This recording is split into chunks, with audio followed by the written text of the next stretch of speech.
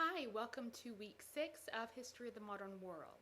This week we are covering the interwar period in the United States and Europe, also known as the Age of Anxiety, and then we're going to be covering World War II. So really what we're going to be looking at is understanding the reasons for the Great Depression, how that really leads into the Age of Anxiety, and the global significance of this downturn within the West. So we'll also be identifying the new political, economic, and social concepts that really emerge out of the interwar period and how they're going to be taking a hold on society. So this will be totalitarianism, fascism, and of course we'll be looking at the further development of communism within Russia. Then, of course, this is all going to be leading into the causes of World War II, which are a little bit more easier to identify than the causes of World War I. And lastly, of course, we're going to be discussing and writing about the increase of the war on civilians or on the home front and the global implications of regional genocide. Now, I'll go ahead and admit, with your primary sources, with your other readings, this is a trigger warning. Modern history at this point is now providing far more visuals, far more personal accounts than we've ever seen before. And because of the graphic nature of this particular period of history, students do find this enormously upsetting. I am doing what I can to not rub in the graphics as much as possible. There's a number of things I've taken out of the PowerPoint slides. There's a number of readings that I don't actually post or videos that I deliberately do not post because students were unable to get past the horror of what they saw and really grapple with the other circumstances. On the other hand, I do have a major issue with whitewashing this period in history, and I actually have a major gripe with your textbook because it actually eliminates a key facet of the U.S. role within World War II, within the U.S. itself, namely the internment camps that were occupied by Japanese Americans forced there by the U.S. government. The fact that it was the Japanese Americans that were placed there, not Italian Americans, not German Americans, that there was definitely a racial slant to this. So I do want you to really try and face these realities as much as you possibly can, because understanding the outside circumstances and not really delving into what really happens, I think that is a grievous injustice on the people who suffered these humiliations, these deaths, everything. It's a major injustice for what they suffered and how our understanding of this period can hopefully help prevent future such circumstances. Now, this hasn't always been the case. As you're going to be reading in your primary response, genocide has been a recurring motif of regional conflicts. But the more individuals educate themselves about it, the better able they are to take a stronger stance against it by their government. And so that's really what I'm hoping to get across to you this week.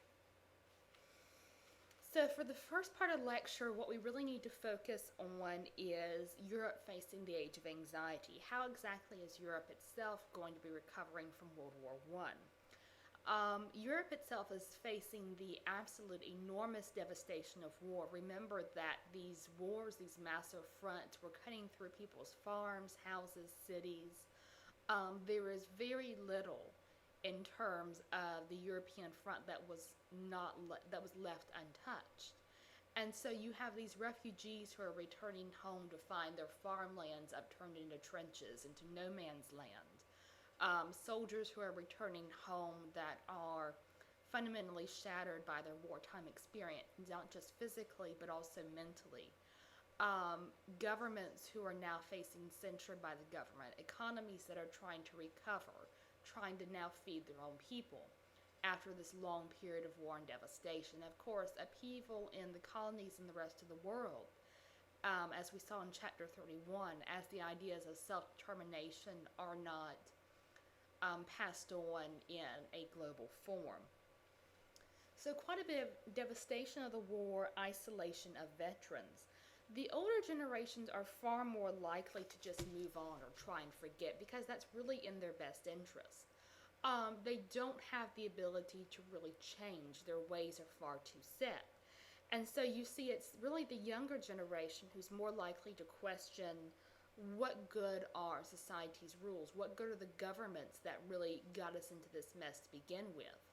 If we saw that all this meaning of nationalism, of greatness, of goodness was fundamentally all for naught. That everything you promised the war would be for our country, for ourselves, was all false. So why should we listen to you? Why can't we now need to find our own way? The United States is also going to take a similar turn, particularly in the 1920s, what's known as the Roaring Twenties or the Jazz Age. And the United States, despite this initial patriotism to get back inside to get inside World War I, once the war is over, the country for the most part wants almost nothing to do with the peace treaty, wants almost nothing to do with the post-war settlements. They do obviously want to get their money back in terms of what they've invested, and that's going to play a role in depression. But in terms of joining the League of Nations, in terms of keeping troops in Germany to help keep order, the government society wants nothing of that. This is basically a period of isolationism. The United States wants to very much term World War I as a European affair. It had European roots, it had European players. The United States just contributed in order to benefit itself, to protect its own interests. Now that the war is over, the United States wants to focus exclusively on itself. So what the 1920s also brings about in the United States is the era of Prohibition. Basically, this is the reign of the morality police. So it's rather interesting looking at the 1920s in the United States as interwar period. As you see, the old guard, the morality police, very much censoring against dancing, against the raising hemlines of women's skirts, against alcoholism, all these things. And these are ideas that had always been simmering in the back burner of United States society, but it's really the anxiety and the shock of World War I that's really allowing this sort of very conservative culture to take emergence. And then, of course, you have the counterculture, that which is going to be far more liberal, far more decadent than the conservatives would really like. So you have your speakeasies, your flappers, your mob runs. The emergence of non-European music, dance music, jazz, which is very much influenced by African roots. So for others, particularly in the United States, this is also a time of profit and of a soaring economy. We're now seeing an increase in finished commercial goods that's really leaking its way down to the lower U.S. markets, and investment in Germany so they can repay their reparations. And then, of course, some of that's also coming back to the United States. So you have industrial investments, loans to the government that are going from the United States that are going to Germany. Those loans are then being paid back to France, to Great Britain, etc., who then also have to pay loans back to the United States. So there's this money circling constantly. So it's very much modernity and breaking with traditions.